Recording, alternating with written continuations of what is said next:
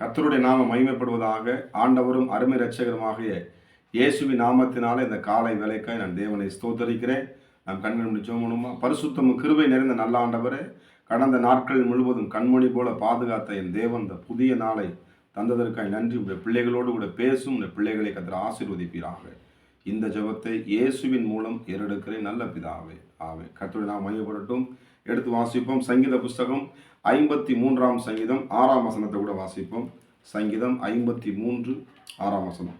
சீயோனிலிருந்து இஸ்ரவேலுக்கு ரட்சிப்பு வருவதாக. தேவன் தம்முடைய ஜனத்தின் சிறையிருப்பை திருப்பும் போது யாக்கோபுக்கு களிப்பும் இஸ்ரவேலுக்கு மகிழ்ச்சியும் உண்டாகும். ஆமே. ஆண்டவர் இந்த நாளில கூட உங்களுடைய சிறையிருப்பை மாற்றும்படி தேவன் விரும்புகிறார்.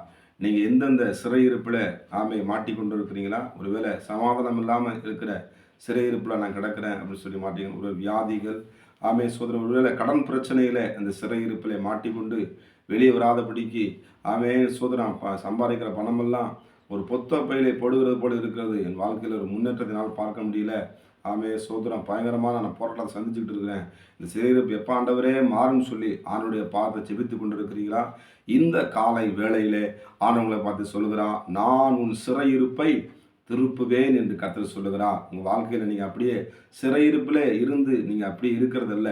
இந்த நாளிலும் கூட ஆண்டவராக இயேசு உங்களை பார்த்து சொல்லுகிறான், உங்கள் கரத்தை பிடித்து சொல்லுகிறான், நான் உன்னோடு இருக்கிறேன், நான் உன் பக்கத்தில் இருக்கிறேன், நீ பயப்படாதே, உன் சிறையிருப்பை நான் திருப்புவேன். அதுபோல் பார்த்தீங்கன்னா சங்கீத புஸ்தகம் 126 1ஆம் வசனமும் 6ஆம் சோதர 1ஆம் வசனத்திலையும் 4ஆம் வசனத்தை கூட வாசிப்போம்.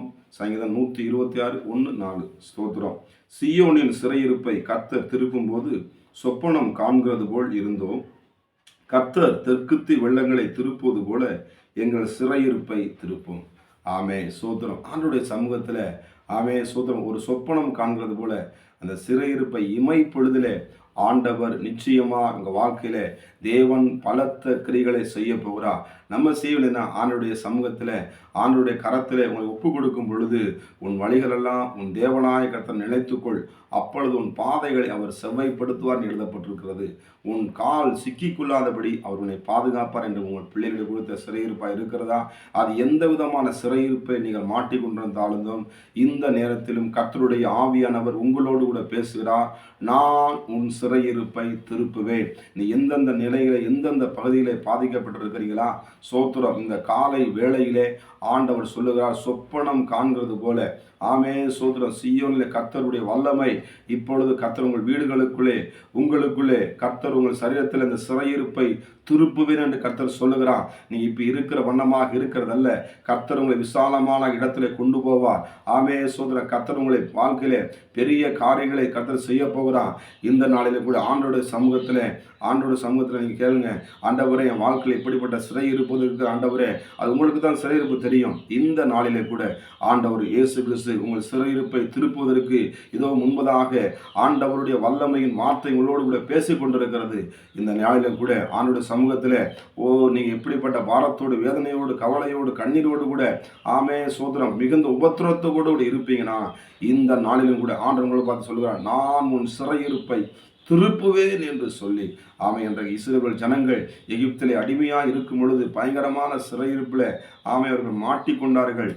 தானியேல் புத்தகம் 70 வருடங்கள் ஒரு சிறையிருப்பிலே இருந்த பொழுது ஆனாலும் அந்த இடத்துல சாத்ராக் மேஷாக்கும் உறுதியாய் நின்றார்கள்.